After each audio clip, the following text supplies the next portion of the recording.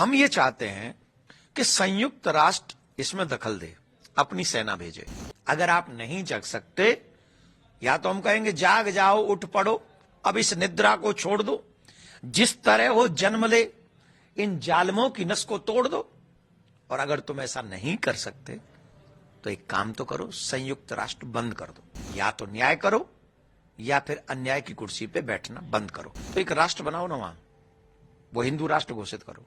ये तो शुरुआत है प्यारे, वेट एंड वॉच। आज जो नहीं जग रहे हैं ना, आज जो सेकुलर बने हुए हैं, उन्हें तब समझ में आएगी जब पूरे भारत पे ही दावा ठोक दिया जाएगा कि भारत हमारा है। हमने यूएन को लेटर ये लिखा है सनातन न्यास फाउंडेशन की तरफ से।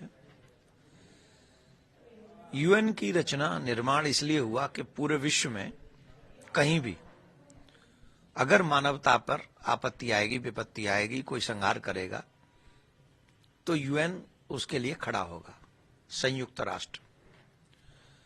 परंतु दुर्भाग्य से संयुक्त राष्ट्र इस समय मौन है।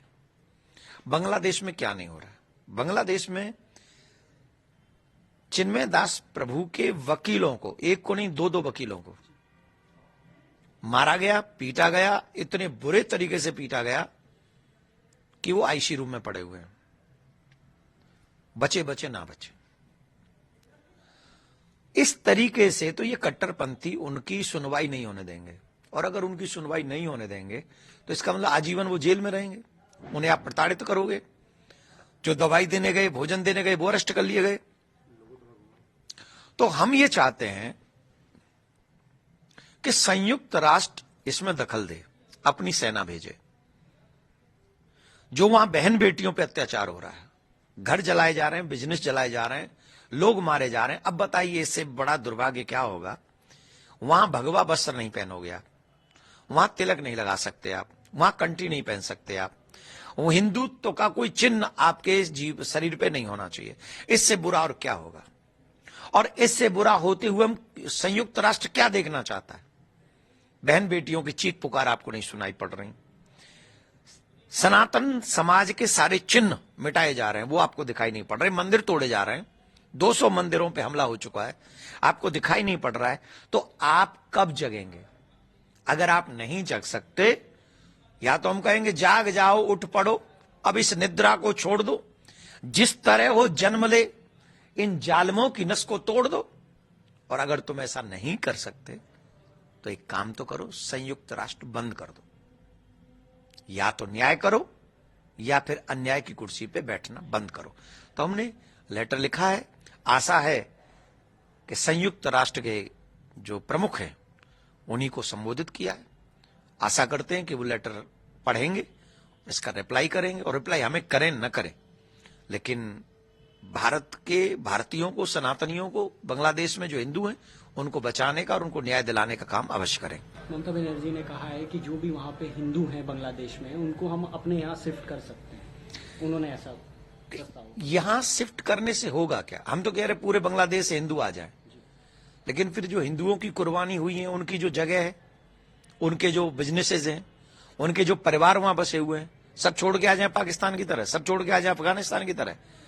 अरे हम तो कह रहे हैं भारत के नेताओं को एक मांग करनी चाहिए, सभी को, हर पार्टी को एक साथ, संयुक्त राष्ट्र से।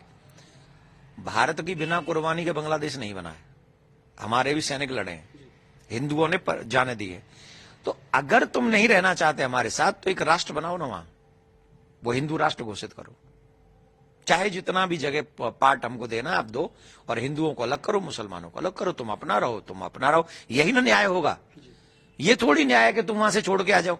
नहीं, उनको हक मिलना चाहिए। और इसके लिए आवाज चाहे भारत से उठे, यूएन से उठे, इंग्लैंड से उठे, जो न्याय चाहते हैं उनको ये बात कहनी चाहिए कि बांग्लादेश में हिंदू राष्ट्र बनना चाहिए और हिंदू सुरक्षित होने चाहिए।